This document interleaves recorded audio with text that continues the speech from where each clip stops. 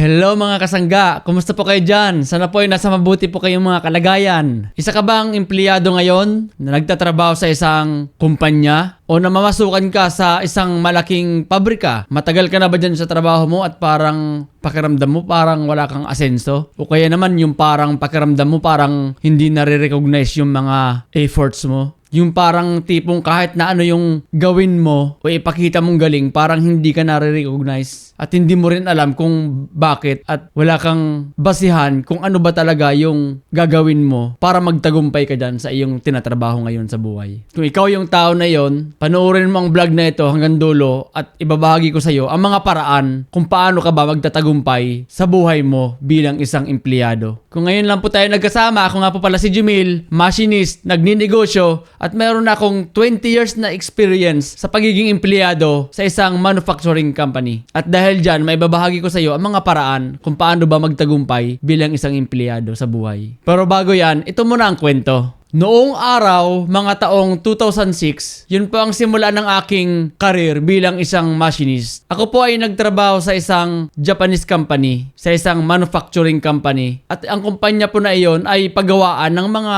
parts. Doon po lahat ang minamanufacture yung mga bakal at meron nga po doong mga machining na process. Bago po pala ako nagsimula sa isang kumpanya sa pagiging machinist, ako po ay nag-aral sa Sisters of Mary. Sa loob po ng Sisters of Mary, kami po ay meron ng mga subjects na about sa mga technical courses. At isa na nga po doon ang machining. Mechanical courses, mechanical technology. Yun po ay sa aming course na iyon, kasama po doon ang machining. At doon nga po ako natuto sa loob ng Sisters of Mary kung paano po magmachine ng mga parts katulad ng ginagawa ko ngayon sa aking trabaho. So doon po ako nagsimula. Kaya bago po kami gumraduate doon, talagang marunong na po talaga kami magmachine ng mga parts. At nung nag-apply na nga po ako sa trabaho sa isang Japanese company, kahit marunong na po akong somehow mag-machine dahil nga yun nga po ay napag-aralan na namin sa aming eskwelahan sa loob ng Sisters of Mary, pero hindi pa rin po ako nagsimula na right away naging machinist na kaagad ako. Nagsimula pa rin po ako sa trabaho bilang isang yung parang helper, yung support, yung kami yung mga nagpa-final nung mga minachine nung mga machinist, kami yung mga naglilinis nung mga, kasi ang bakal may mga talas yan, hindi yan basta pag ginawa sa isang machine, okay na yan, lilinisin pa rin yan. So kami yung mga, doon ako nagsimula. At nung nagsisimula na nga ako, matagal din ako bago talagang nalipat doon sa machining. So nagsimula muna akong mga support lang muna. Naglilinis kami ng mga bakal pagkatapos i-machine. Tapos, na-recognize din tayo sa ating sipag at efforts din sa ating mga ginagawa doon sa ating pinagtatrabahuhan. Kaya, na-consider din akong mailipat doon sa machining na. At nung nakapagsimula na nga rin ako sa machining, naging tuloy-tuloy na yung aking trabaho doon. At hanggang sa ngayon, sa aking trabaho ngayon, ako po ay isang machinist. At ito po ay ginagawa ko na sa loob ng 20 years na aking karanasan sa pagiging machinist. At doon po nagsimula yung aking career sa pagiging machinist sa aking trabaho ngayon. Kaya sa mga karanasan po na iyon, ito naman yung aking mga maibabahagi sa inyo na mga paraan kung paano ba magtagumpay sa buhay sa pagiging empleyado. Opo. Ang isang paraan para magtagumpay ka sa buhay bilang isang empleyado ay ang expertise. Opo. Ano po ba ito? Expertise, ibig sabihin, kailangan magaling ka sa ginagawa mong trabaho na yan. Kung ano man yung trabaho mo ngayon, kailangan magaling ka dyan. Expert ka sa bagay na yon. Hindi mo kailangan ng maraming expertise. Kailangan mo lang ng isang bagay na talagang sobrang galing mo doon. Dahil sa sobrang galing mo na yon, alam mo na kaagad yung mga pasikot-sikot sa trabaho mo na yon. Minsan kasi sa buhay, bilang empleyado, ginagawa natin lahat eh. Minsan ginagawa nating pag-aralan lahat ng bagay kahit hiwalay naman na doon sa ating mga trabaho dahil gusto nating pag-aralan eh. Kailangan mo lang maging expert sa isang bagay, doon ka maging pinakamagaling. Halimbawa, sa akin bilang isang trabaho ko ngayon sa pagiging machinist, kailangan mo lang maging expert sa pagmamakina at doon ka magtatagumpay sa buhay sa pagiging empleyado mo. Kailangan pagka may binanggit na ganitong makina, ikaw kaagad ang maisip na magaling sa bagay na yon. Kailangan pagka nagka-problema sa makina na yon, dahil focus ka sa makina na yon at expert ka sa bagay na yon, ikaw kaagad ang maaalala at makagawa ng bagay na yon. Ganon din sa mga ibang trabaho, kailangan expert ka sa bagay na ginagawa mo ngayon sa buhay. Yung tipong pagka may concern sila sa bagay na yon at may gusto silang itanong, ikaw kaagad ang maisip tungkol sa bagay na yon dahil alam nilang expert ka sa bagay na yon eh. At hindi ka magtatagumpay sa trabaho mo dyan kung lahat na lang ginagawa mo, kung lahat ng bagay ay ay wasak-wasak yung galing mo sa mga bagay dahil marami kang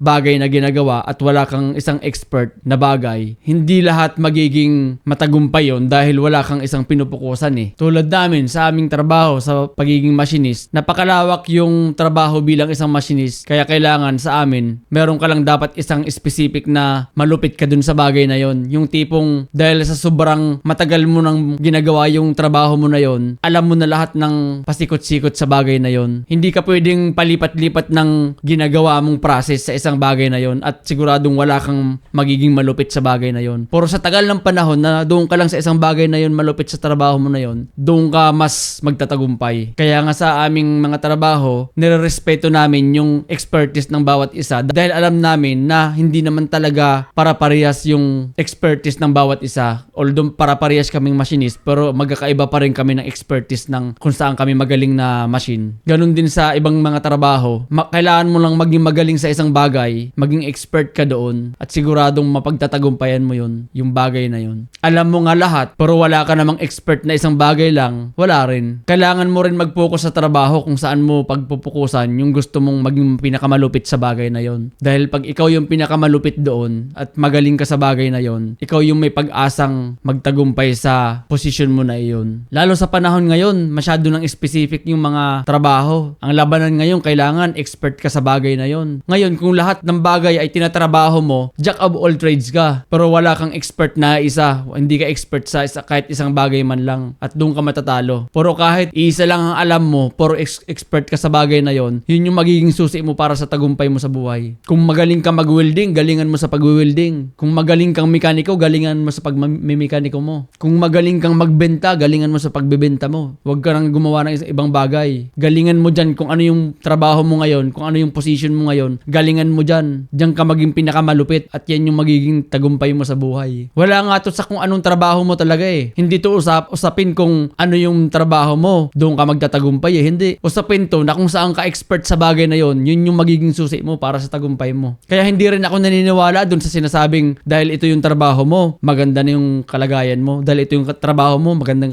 kalagayan mo. Hindi. Naniniwala ako na yung tao na yon, expert yun sa bagay na yon, kaya napagtagumpayan niya yun. Hindi siya nagtagumpay sa trabaho na yon dahil nandun siya sa posisyon na yon. Nagtagumpay siya sa bagay na yon dahil expert siya, magaling siya sa bagay na yon. Kaya napagtagumpayan niya kung nasa saan man siyang kalagayan ngayon. 'Di ba? Kung yung doktor nga eh, 'di ba? Yung mga doktor, walang isang doktor na magaling sa lahat ng bagay. Walang isang doktor na nag-oopera na, nag-check up pa ng mga bata, expert sa ngipin, expert kung saan man, sa buto. Lahat yan, hiwa-hiwalay, nakapokus lahat ng doktor sa bagay na yon. Walang isang doktor na hawak niya lahat yung ganung klaseng bagay ng lahat ng operations. Bawat doktor may isa lang na pinupukusan. May magaling sa mga bata, may magaling sa pag-oopera, may magaling sa ngipin, pero lahat yun doktor, 'di ba? Kaya sila nagtatagumpay. Kaya nga 'di ba, ikaw halimbawa magpa-check up ka, may sakit ka, 'di ba meron ka ring doktor na ayaw at may doktor ka rin na pinupuntahan na yun dahil alam mong magaling yung doktor na yon. Yun dahil expert siya sa bagay na yon, dahil magaling siya sa bagay lang na yon, doon siya nagtatagumpay sa buhay niya, doon siya nagiging magaling. Dahil yun lang talaga yung pinupukusan niya sa buong buhay niya eh. Doon siya bihasa sa bagay na yun eh. Ganun din sa ating mga ginagawa sa buhay sa pagiging empleyado. Kailangan ikaw yung pinakamagaling at pinakamalupit sa bagay na yon. Hindi yung galing-galingan na, talagang magaling ka sa bagay na yon. Technically at talagang skills mo yung bagay na yon, doon ka maging magaling. Yun yung magiging susi mo sa tagumpay. Expertise, isang susi para magtagumpay sa buhay empleyado mo. Expertise, isang susi para magtagumpay sa pagiging empleyado mo sa buhay. Yun po yun. Ang isang paraan para magtagumpay sa buhay bilang isang empleyado ay ang continuous learning. Opo. Sa buhay empleyado, kailangan continuous ang pagiging masigasig mo. Dapat dire-diretso ang pag-aaral mo. Hindi pwede sa buhay empleyado na magiging kontento ka na lang sa buhay mo na yun ka na at hindi ka nag-i-strive na umangat. Pag ikaw yung tao na nakontento na sa buhay mo na yung ka na, doon ka na kung anong ginagawa mo ngayon, tapos ka dyan. Kailangan sa buhay empleyado, flexible ka at talagang naglulong ka na matuto sa mga lahat ng bagay na kailangan mo matutunan sa posisyon mo na yan. Hindi pwede na yung alam mo last year, yung pa rin yung alam mo ngayong taon.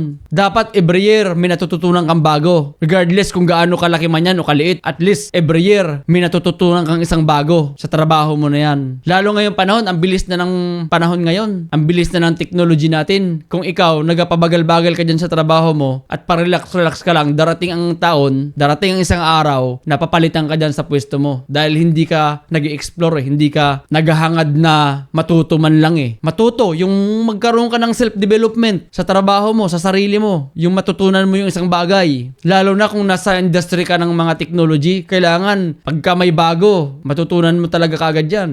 Lalo't kung related mismo dun sa trabaho mo. Pag ikaw yung tao na nakontento ka na sa trabaho mo, na yun na yung alam mo na yun, at hindi ka na nag-aaral na matuto at nag-aaral para mapalago yung sarili mo, darating ang isang araw na hanggang doon na lang yung knowledge mo, yun na yung ikatatalo mo sa pagiging empleyado mo. Diba? Kaya nga yung mga ibang trabaho, pinapalitan na ngayon ng mga robot. Darating ang araw na yung trabaho mo ngayon, robot na ang gagawa niyan. Ngayon, kung hindi ka gumagawa ng paraan para umangat doon sa mga levels ng trabaho mo, para magkaroon ka ng self-development, pag di mo tinrabaho yun, darating ang araw, robot na ngayon ang gagawa sa trabaho mo. At doon ka magiging sa buhay empleyado mo. Dahil hindi mo hinangad na matuto ng mga bagay para mag-improve yung sarili mo. Yun po yun. Ang isang paraan para magtagumpay ka sa buhay mo bilang isang empleyado ay ang marunong kang makisama. Opo. Kung ano man ang tinatrabaho mo ngayon sa buhay, kung nasaang trabaho ka man ngayon at kung ano man ang posisyon mo, dapat marunong kang makisama. Makisama sa mga kasamahan mo. Makisama sa klase ng trabaho mo. Dahil sa buhay, kahit gaano ka kagaling, kahit gaano mo palupitan, at gaano ka pa ka-expert sa trabaho mo na yan, pero kung may attitude ka at hindi ka marunong makisama sa mga katrabaho mo, yan yung ikakalagpak mo sa buhay. Dahil sa trabaho, mas higit na kailangan yung attitude mo. Dahil yung expertise mo at yung galing mo sa trabaho, napag-aaralan yan. Pero yung attitude mo, ikaw lang yung sarili mo na yan ang kayang magbago niyan at kayang humandle niyan. Kung mayroon kang attitude na tao at pangit ang ugali mo sa trabaho, yan ang yung hindi kayang baguhin ng kahit na sino. Kaya higit sa lahat, para magtagumpay ka sa buhay mo bilang isang empleyado, galingan mo yung pakikisama mo. Pakikisamang natural. Yung pakikisamang maayos na ugali mo. Wag yung plastic. Yung maayos na pakikisama sa mga kasamahan. Yung hindi ka manggagamit. Yung hindi ka nanglalamang ng mga katrabaho mo. Yung tumutulong ka sa mga katrabaho mo. Yung maayos kang kasama. Kasi kung ikaw yung ganyang tao, sinisigurado ko na yan yung magiging susi mo para magtagumpay ka sa buhay bilang empleyado mo. Aanhin mo yung expertise mo, yung galing mo sa isang trabaho, pero galit naman sa'yo yung mga kasamahan mo dahil pangit ang ugali mo. Diba? Darating ang araw, hindi lahat ng bagay nasa taas ka. Kahit ikaw yung mataas dyan sa kumpanya mo, ikaw yung nauna dyan sa kumpanya nyo, at ikaw yung pinakamagaling dyan, at feeling mo ikaw yung anak ng Diyos dyan, darating ang araw, hindi sa lahat ng bagay, lagi kang nandyan. Darating ang araw, ang buhay ay taas baba. Darating ang araw, nasa baba ka rin. At ngayon, pag pangit ang ugali mo, walang ni isa ang tutulong sa'yo. Dahil pangit ang ugali mo eh. Pero kung ikaw yung tao na marunong makisama, at maayos kang kausap, at maayos kang katrabaho ng mga kasama mo, dahil ang buhay nga ay taas baba, pag nasarurok ka ng babang-baba ng buhay mo, maraming tutulong sa'yo. Subok ko na yan. Dahil sa trabaho naman talaga, hindi sukatan yung galing. Sukatan dyan kung gaano ka kaayos kasama ng mga kasamahan mo. Realidad na lang eh, sa mga pag naghahanap ka ng trabaho eh. Karamihan dyan, kakilala ng kakilala eh. Ngayon, paano ka ma-repair sa isang trabaho ng dati mong katrabaho o ng mga nakasama mo dati kung pangit ang ugali mo? Hindi sa lahat ng bagay, nandiyan ka lang sa kumpanya na yan, kahit ikaw yung hari dyan. Darating ang araw, aalis ka rin dyan at maghahanap ka ng ibang trabaho mo sa ibang kumpanya. Ngayon, pag pangit ang ugali mo, walang ni isang dati mong katrabaho ang tutulong sa'yo. Realidad lang tayo. Kaya napatunayan ko sa buhay na regardless kung hindi ka ganun kagaling sa trabaho mo, pero magaling kang kasama ng mga kasamahan mo, maayos kang kasama, hindi ka nang gugulang, hindi ka kupal sa trabaho, at hindi ka buraot sa trabaho mo, yun yung magiging susi mo sa tagumpay mo. Pag dumating yung araw na humingi ka ng tulong sa mga dati mong katrabaho, sila pa ang mag-uunahan na tumulong sa'yo. Pero kung ikaw yung kupal na katrabaho, darating ang araw, sila din yung mag-uunahan na tanggihan ka sa mga pakiusap mo. Higit sa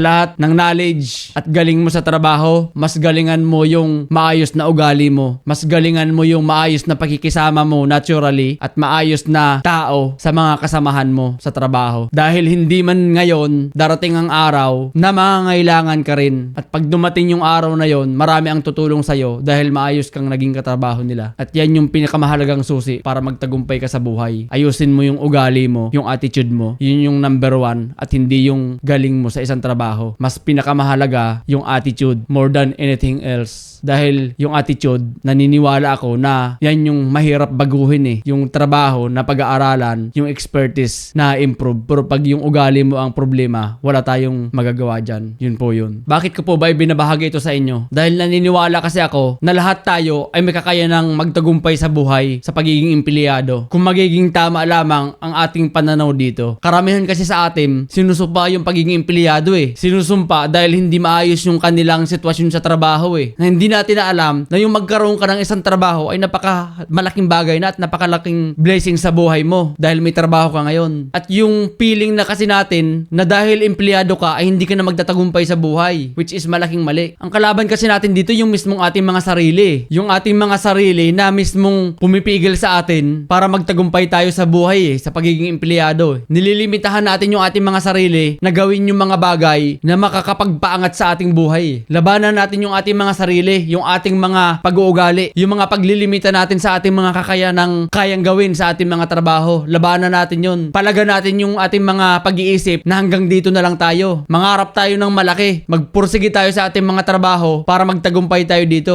Maging expert ka sa isang bagay. Walang nagsabing hindi. Labanan natin yung ating mismong sarili na mismong nagpapahina ng ating mga loob. Dahil naniniwala ako na sa trabaho, once maging magaling ka sa bagay na yan at ikaw yung pinakamagaling dyan sa bagay na yan, diyan ka magtatagumpay. Kung mismong sarili mo ang magpapahina sa'yo, sino pang ibang tao ang maniniwala sa mga kakayanan mo? Kaya palagan mo yung sarili mo. Labanan mo yung mga negative thoughts na mga nanggagaling sa sarili mo at palitan mo ng pagkilos, improvement at patuloy na pagsasaliksik para sa self-development mo para mapagtagumpayan mo yung buhay mo sa pagiging empleyado mo. At kung isa ka sa mga malalakas ang loob at may mga malalaking pangarap na mabago ang iyong buhay, na patuloy kang nagsasaliksik para maayos ang buhay mo, mag-join ka sa ating ginawang FB group na KEUPH. Yun ay samahan ng mga Pilipinong may malalakas na loob at may malalaking pangarap. Mag-join po kayo dyan. Ilagay ko yung comment sa taas at comment sa baba. Magkita-kita tayo doon sa loob ng group. Tayo makakapag-share ng mga ideas at opinion para makapagbigay tayo ng ating mga karanasan na maging gabay ng ating mga kasamahan para matulungan din sila sa kanilang buhay. Kita-kita po tayo doon sa loob. At kung kayo po ay natutuwa sa ating mga valuable na binibigay na contents, i-like nyo na rin po itong ating vlogs. Mag-comment na rin po kayo dyan at i-share nyo na rin po ito para